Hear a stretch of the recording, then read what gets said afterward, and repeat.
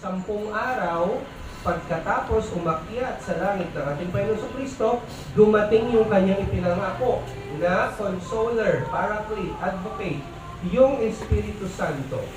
Ang pangalan ng piyesta nito, Pentecostes, kasi po sa Greek, ibig sabihin ng salitang Pentecostes, 50 days. So pag binilang po ninyo, okay, mula sa pagkabuhay na maguli ng ating Panginoong Kristo, actually mula sa Biyernes Santo hanggang ngayon, yung mga kakamami, engineer na, CPA na magano sa akin, Padre, mali, yung ano mo, hindi yan 50 days, 49 lang. Well, actually 51 na kung sasama mo mula sa Biyernes Santo. So 50 na araw, 50, kaya 50 days ang tawag sa kanya. 50 days after Easter.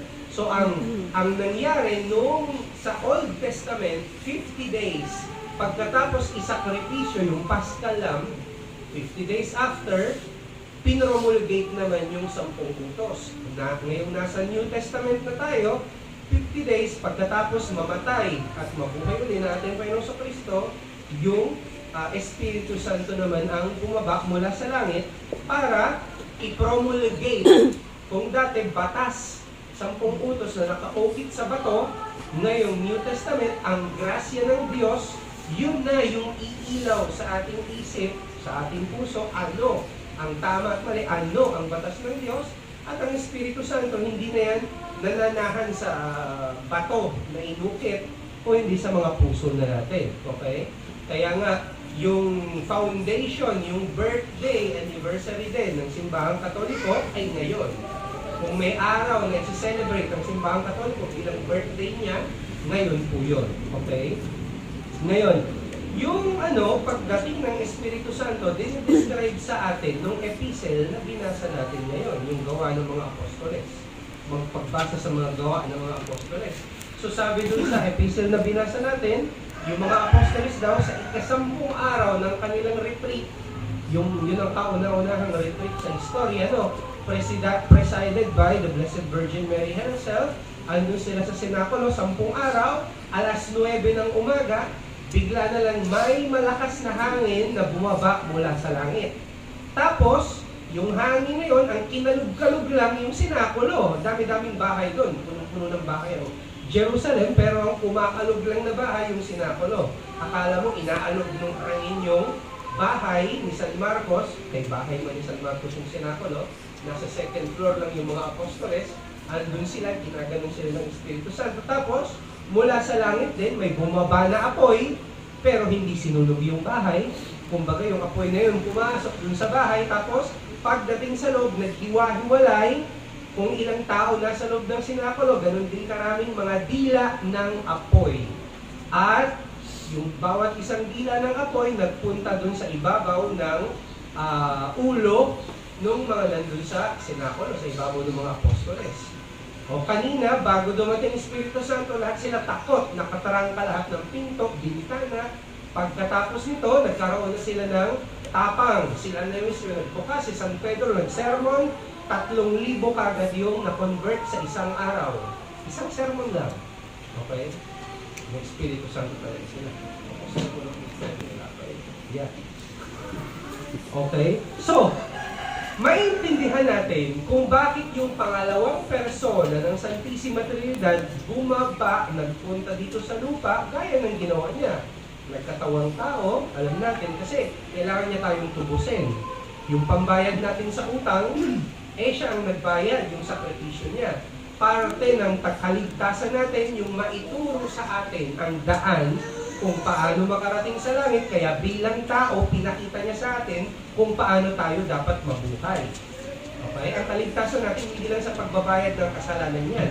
Kaligtasan natin kasama yung kung paano tayo dapat mabuhay. Kaya ang Kristiyano, hindi dapat makontento yan na, nagsimba na ako, nangumpisal na ako, okay na ako. Hindi. Kailangan, kilalanin mo ang Panginoong Kristo, kilalanin mo ang sarili mo, para yung sarili mo, mas mai-conform mo sa Panginoong Kristo. Kaya nga ang tawag sa ating mga binyagang Katoliko, Kristiyano, tayo mga tunay na Kristiyano. Ibig sabihin, another Kristo, mas maliit nga lang. Yun ang ibig sabihin ng salitang Kristiyano. Ngayon, pagdating sa Espiritu Santo, yung pagbaba niya sa langit, bakit ganon? Kumbaga yung sermon natin yan, ililimit lang natin, ano yung mga nakita natin doon sa epistle ngayon na binasa natin, yung pagbaba ng Espiritu Santo, yung mga milagrong nakita natin. Kasi pag naiintindihan natin yung mga milagro na yon, bakit yun ang ginawa niya, bakit yun ang ginawa ng Espiritu Santo, maintindihan natin yung fiesta. Okay? So, unang-una, ang nakikita natin doon sa pagbaba ng Espiritu Santo, yung unang binigay niya doon sa mga apostoles, nakitang-kita ng lahat, ay yung tinatawag nating gift of tongues. Ngayon, ang simbahang Katoliko lang ang gumagamit, hindi lang ng Biblia, kung hindi ng tradisyon. Wala naman sa Biblia lahat, nakita niyo naman. Okay, hindi naman nabanggit doon kung paano yung, nabanggit yung kung paano yung gift of tongues, pero hindi kompleto. So kung kukumpletohin natin ang testimonyo ng mga Holy Fathers, ng mga disciple mismo, ng mga apostoles, alam natin yung gift of tongues. At yung gift of tongues ay walang kinalaman doon sa gift of tongues ng mga Pentecostal at mga charismatic ngayon. Naku, ano nang sasabihin, bla bla bla bla bla, tapos hindi matayin. Hindi po yun ang gift of tongues. Yun ay purong kalokohan. O, hindi naman talaga kalokohan. May kinalaman sa diabolical intervention, actually. Okay? So, huwag niyo hanapin yung gift of tongues na yun. Kasi masamang indication talaga yung ganong klaseng gift of tongues. May espiritu, pero hindi santo. Baka may sungay yung espiritu na yun. Okay? So, paano yung gift of tongues nung panahon ng mga apostoles? Nung dumating ang Espiritu Santo, madali lang. Si San Pedro nagsasalita, nagsasermon. Yung kaharap niya, 3,000-4,000 tao sa baba, lahat yan, mga tao, mula sa iba't ibang bansa sa mundo. Kay festival man nun sa Jerusalem. Okay, so lahat ng mga tao nandun. So si San Pedro, nagsasalita siya, sinasalita niya yung sarili niyang salita. Pero lahat nung nasa baba, naririnig yung boses talaga ni San Pedro, pero bawat isa naririnig nila yung boses ni San Pedro as if si San Pedro mismo, dinab ni San Pedro yung sarili niyang sermon. Para kayo nanonood ng telenovelang Mexicana, tapos Tagalog na or Bisaya na yung salita na naririnig nyo, pero boses pa rin ni Marimar yung naririnig ninyo. Kunwari, ganun. Okay? Yun ang gift of tongues. Walang kinalaman doon sa matayin na kagaya ng nakikita niyo sa mga charismatic. Hindi. Yun ay espiritu pero hindi santo. Okay? Tapos, itong gift of tongues na to, binigay nga ng Espiritu Santo pero temporary lang. Kumbaga ilang araw lang. Para ipakilala lang ng Espiritu Santo, ito ang simbahan ko. Ito ang simbahan na para sa lahat ng mga bansa sa mundo. Anong katibayan nun? Kasi pagkatapos ng ilang araw, makikita nyo, yung mga apostoles mismo, nasa Bible, makikita nyo sa Acts of the Apostles, basahin nyo ng buo, pati yung mga sulat ni San Pablo, makikita ninyo, yung mga apostoles mismo, kinailangan na nila ng mga interpreter, mga translator, at mga sekretary na tagasulat. Kaya nga si San Pablo, sino yung kanyang disciple at interpreter? Si San Lucas. Yung nagsulat ng Gospel ni San Lucas. Si San Pedro, sino yung kanyang disciple at interpreter? Si San Marcos mismo. Ngayon, kung yung gift of tongues na yan, nag-stay yan hanggang sa katapusan, bakit nila kailangan ng interpreter? Bakit kailangan nila ng translator, di ba? Bakit nila kailangan ng tagasulat? Kung yung sinasabi naman nila, direkta sa puso nung nakikinig at natatandaan ka agad. Di ba? Yun yun. Kung ang Diyos mismo, nilimit niya in a few days yung gift of tongues, hindi pwedeng tayo ngayon, anong karapatan natin? Mag-demand. Para maniwala lang, kailangan may gift of tongues. Kagaya ng ginagawa ng mga Pentecostal. Hindi pwede yun. Mas magaling ka pa sa Diyos. Ito nagdidikta sa Kanya. Okay? Itong milagro na ito ng gift of tongues, anong pinapakita? Yung vocation ng simbahang Katoliko na magturo sa lahat ng bansa. Kagaya ng sinabi natin pa yung Kristo, humayo kayo, magturo kayo sa lahat ng bansa sa ilalim ng langit, ang maniniwala at magpapabinyag, matutubos. Ang hindi, sorry, doon sa maninis. Ganun ang Panginoon sa Kristo, yung sinabi niya. Actually, ang sinabi ng Panginoon sa Kristo, ang hindi sasampalataya, mapokondena. Okay? Ganun. Pangalawang detalye ng fiesta na ito, makikita niyo ang Espiritu Santo bumaba bilang apoy. Bakit? Kagaya ng nakalagay sa Biblia, our God is a consuming God. Makikita nyo, dito sa lupa, anong bagay ang pinaka-consuming? Apoy. Apoy, pag ang apoy nag-start mag-consume yan, hindi mo mapipigilan yan. Minsan, kahit yung mga bumbero, hindi kaya. Okay? So, ang Espiritu Santo, bumaba dito sa lupa, anong unang-una? Para i-consume, sunugin yung karumihan na meron sa ating mga puso.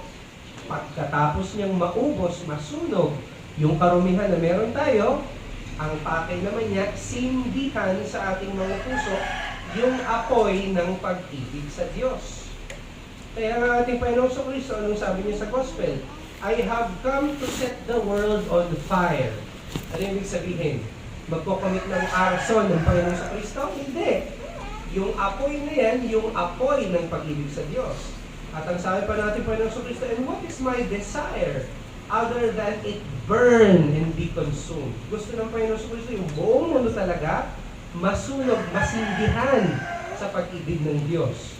Obvious ba yung aking ginawa para matubos kayo ay para sa lahat? Sayang naman kung yung dugo ko hindi masasayang, ay hindi magagamit para sa iba, masasayang lang, gano'n. Eh, siyempre, ang gusto ng Panginoon Kristo, matubos tayong lahat. Pero klaro, hindi lahat ng tao iibigin o magpe-persevere sa pag-ibig ng Diyos, sa serbisyo ng Diyos. That is the problem. Okay?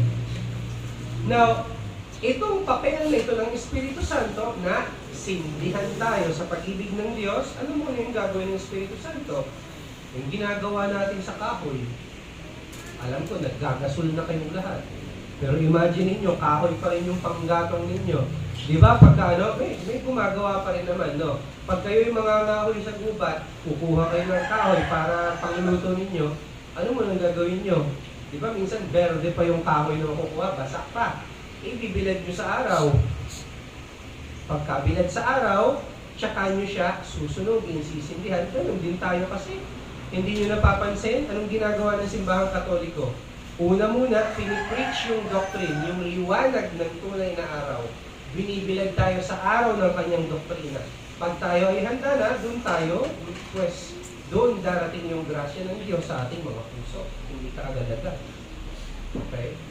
Ganun. Kaya nga, lahat ng sakramento may preparation. Kaya ngayon magpapakumpirma, please. Mag-aral. Okay? Hindi pwedeng i-dispense talaga yun. Ngayon, pangatlong detalye, makikita niyo yung Espiritu Santo, dumating apoy. Pero hindi basta-basta apoy, bilang apoy. Nakita niyo naman yung mga dila natin, ganyan yung shape niya, ganyan yung size. Makita niyo parang dila na nag-aapoy, tapos nasa ibabaw ng bawat apostoles. Bakit pinili ng Espiritu Santo dila? Dami naman pwede. Pwede namang daliri na nag-aapoy, kamay na nag-aapoy, chinelas na nag-aapoy. Bakit chinelas? Eh, kasi lalakarin nila yung buong mundo, di ba? Hindi ko alam kung may chinelas sila. Meron siguro. Meron yan. Okay. Hindi ko alam. Pero bakit dila? Kasi napaka-close ng relation sa pagitan ng dila at ng salita. Yung salita kasi, sabi nga ng ating Panginoong Kristo, paano makakarating ang katotohanan, paano makakarating ang doktrina, ang pananampalataya kung walang mangangaral, kung walang magpipreach. Okay? At usually, ang pagpipreach ay sa pamamagitan ng preacher, taga-sermon, dila. Hindi talaga ma-replace yung relation na student-teacher. Kailangan totoong teacher. Kaya nga nakita yun sa pandemic. 2 taon na nag-online yung mga bata. Anong report ng DepEd? The report ng DepEd is may delay ng 2 years yung mga bata at mas dumami yung hindi marunong magbasa at magsulat. Lahat yan naka-online. Kasi hindi mo ma-replace yung talagang may nagsasalita sa harap mo, may nag-explain. Yun talagang gusto ng Panginoong Diyos. Ganun ang design na ginawa niya sa atin. Okay? Kaya, ganun din ang Espiritu Santo. Kaya pinili niya yung appearance na dila para ipakita sa atin, ang pagdating niya dito, ginagawa niyang teacher natin yung simbahang Katoliko. Kasi ang kalag, okay, lahat ng bagay, okay, mga tao, lahat tayo may lawas, may kalag. Pagdating sa simbahang Katoliko, ang lawas ng simbahang Katoliko, kami, yung nakikita ninyo. Pero ang kalag ay ang Espiritu Santo. Kaya hindi magiba-giba yung simbahang Katoliko na yan eh. Kahit na minsan nape-persecute, kagaya ngayon, afterwards, babangon na naman. Bakit? Kaya ang kalagman ay Espiritu Santo. Okay? Kaya, yun din. Bakit dila? Para sabihin sa inyo, okay, ang principal na trabaho ng simbahang Katoliko, lalo na mga pare, ay ang magturo. Okay? So, kaya nga, sabi ng Panginoong Jesucristo, bago siya umakit sa langit, pagdating ng Espiritu Santo, siya ang magpapaintindi sa inyo ng lahat ng itinuro ko. Kasi mga apostoles, parang wala pang maintindihan yung panahon yun. Okay? Kaya nga. Okay? At pinili rin ng Espiritu Santo na mag-appear bilang apoy kasi kailangan ang isang tagapagturo, preacher, tayo rin, kahit kayo, hindi kayo nag-preach, kailangan yung ating mga isip ma-purify para purify din yung ating mga salita. Okay? Tatandaan natin tayo, pari man o hindi, kung magsalita tayo, ang pwede lang nating sabihin ay kung ano talaga yung laman ng ating puso. Okay? So, ang simbahang Katoliko, para ma-convert niya lahat, kahit kayo rin, no? Kung gusto nyo na makatulong sa ibang tao, kailangan purify din ang inyong mga puso. Okay? Yung mga pare, dapat purify din ang puso. Purified saan? Sa kamunduhan, sa pagiging makamundo, sa mga attachment sa mundo. Hindi lang sa kasalanan, obvious na yun. Ayun, hindi na natin kailangan i-dispute yun. Okay? Pero ang isang preacher, kung gusto niya talagang mag-bear fruit, yung kanyang pagtuturo, kung gusto talagang mapakinggan siya, maintindihan, kailangan ang attachment ng kanyang puso ay sa Diyos lang. Kahit sa inyo, dapat walang attachment yung preacher. Wala siya dapat pakialam kung kayo ay masiyahan o hindi sa kanyang sinasabi. Dapat ang atensyon lang ng preacher ay yung masiyahan lang ang Diyos sa sinasabi sa inyo. Kung hindi siya papakinggan. Ganun yun. Okay? Ngayon, isang detalye na wala dun sa nangyari ngayon. Sasabihin nyo sa binyag na ating Panginoon sa Kristo, ang Espiritu Santo dumating bilang kalapate. Bakit kalapate? Kasi kung ang Espiritu Santo on one hand, kailangan parang apoy, nasisindihan tayo, on the other hand, ang Espiritu Santo, ang preacher, ang tagapagturo, ang pare, ang teacher, kailangan ay may kababaang loob at may simplicity of heart. Pag ang isang preacher nagtuturo para lang magpakitang gilas, magpasikat, magpasiklab, or gusto lang na i-impress kayo, ganyan, hindi talaga magsistay yung kanyang tinuturo sa inyong mga puso. Papasok dito, lalabas dito. Kaya siguro yung mga sermon ko pag Lunes, nakalimutan nyo. Joke lang po. Tapos, kailangan din, meron tayong simplicity of heart, no? Hindi masama, oy, kita nyo naman, no? Hindi lang, may mga santo sa kalendaryo na talagang pag nagpipreach, gumagamit din ng joke, no? Ito naman sinasabi, santo.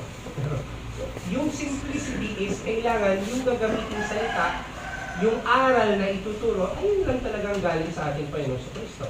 Okay, para sa preacher na gumamit ng mga halimbawa, comparison, sa mga pang-araw-araw na buhay o sa mga bagay na alam ninyo, okay lang yun. Pero kung dito, ipo-quote ko kung ano yung sinabi ni ganito ganyan, kung ano yung ganito, high science, maganyan, hindi na kailangan. Except kung yung makaharap ko talaga mga academic, gano'n, yun, pwede. Pero kailangan yung simple lang, yung maiintindihan. Okay? So, sabi natin, sabi ng ating Panginoong Jesucristo, ng Espiritu Santo, consoler daw. At yung nga pala, yun, natapos na natin yung mga detalye ng mga milagro. Doon tayo sa aspect na ang Espiritu Santo, consoler. Ano yung ibig sabihin na magbigay ng konsuelo? Yan ay in-explain na natin kahapon. Pero para dun sa mga wala kahapon, ang pagkukonsole, hindi yan yung gawin mong lahat para gumanda yung pakiramdam ng kaharap mo. Eh kasi minsan yung gusto ng kaharap mo, para lang gumanda yung pakiramdam niya, gawin niya yung masama. Okay lang, sige lang, maganda yan, maging bayot ka, maganda. Hindi ganun. Hindi ganun ang pagkukonsol. Ang pagkukonsol is gawin mo ang lahat para yung tao na nasa pagsubok, nasa kahirapan, I don't know, malaki yung krus na pinapasan niya, mag-persevere sa mabuting gawa. Dahil ang tunay na kaligayahan, ang tunay na konsuelo natin is pag natupad natin yung kalooban ng Diyos para sa atin. Andun yung talagang kaligayahan na hinahanap natin. Kaya yun ang totoong pagkukonsol. Tulungan natin yung kapwa natin na mag-persevere sa mabuti. Uy, wag yan, kasalanan yan. Isipin mo, ganito ganyan, no? Hindi maganda. Isipin mo magiging epekto niyan sa kaligtasan mo. Isipin mo magiging epekto niyan sa pamilya mo, sa mga mahal mo sa buhay, di ba? Lahat sila magkakagulo ng dahilan sa susundin mo yung isang bagay na mali. Yan. Punta tayo sa Diyos. Tignan natin kung paano mo magagamit ang grasya ng Diyos para mapasanlo ko. Ganun ang mag-console. Okay? So, ang Espiritu Santo rin, paano tayo kinokonsole? Principle ng Espiritu Santo. Hindi dun sa konsintihin tayo sa kasalanan. Kung hindi, sa pamamagitan ng grasya. Okay? Yung talagang mabuhay tayo bilang mga totoong anak ng Diyos sa pag-practice ng virtud. At higit sa lahat, sa pamamagitan ng kanyang 7 gifts, regalo. Kaya yung mga 7 gifts na yun, medyo mahirap maintindihan, hindi ko na-explain dito sa mga magkakatikisip na lang mamaya. Pero yung mga gifts na yun, ang epekto nun sa atin ay tayo ay nagkakaroon ng capacity na mag-isip, maggusto, at gumawa ng mga bagay na mas mataas sa ating capability. Para tayo ay makagawa hindi lang ng mga bagay na mabuti, kung hindi magpakabanal. Makayanan, harapin ang mundo kung kailangan harapin ang mundo, kalabanin, etc. Yun ang role ng mga regalo ng Espiritu Santo. Okay? Ngayon, ang tanong ito, 2,000 taon na yung Espiritu Santo na kasama natin. Pero parang ang hirap makakita ng mga santo sa kalye. Ano nangyari? Ang nangyari po, ganito, ang mga Katoliko ngayon, sad to say, marami sa atin na corrupt talaga yung ating mga puso. Marami sa atin talagang nagkaroon tayo ng attachment sa mundo. At marami sa atin, bueno, gustong maging attached sa Diyos at gusto rin maging attached sa mundo. Yan ang impurity na hadlang para ang Espiritu Santo, masindihan niya talaga yung ating puso. So makakita kayo, maraming Katoliko, mangungumpisan regularly, mangungumunyon regularly, pero dahil yung puso nila hati sa pagitan ng Diyos at sa pagitan ng mundo, ang resulta, ang Espiritu Santo, hindi talaga mamimilit yan. Okay? Siguro, gobyerno mamimilit para injection tayo kung ano, pero ang Espiritu Santo, ang Diyos, hindi mamimilit yan. Kung tayo mismo ang maglalagay ng harang sa Kanya, pues papasok yan, pero hanggang dun lang kung saan natin siya i-allow. Sad to say, habang hindi yung buong puso natin napapasa Kanya, pues may hirapan din tayo na maging mabuting mga anak ng Diyos. Kaya nga, hingin natin sa Espiritu Santo sa araw na ito, yung grasya niya, kasi sa Kanya rin manggagaling. Pero hindi niya ibibigay kung hindi natin ihingin.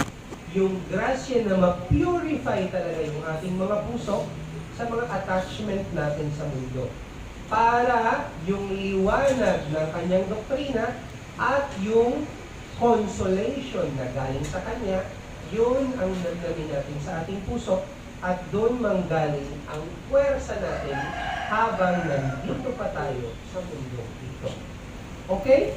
Sana na naman at Espiritu Santo. Amen.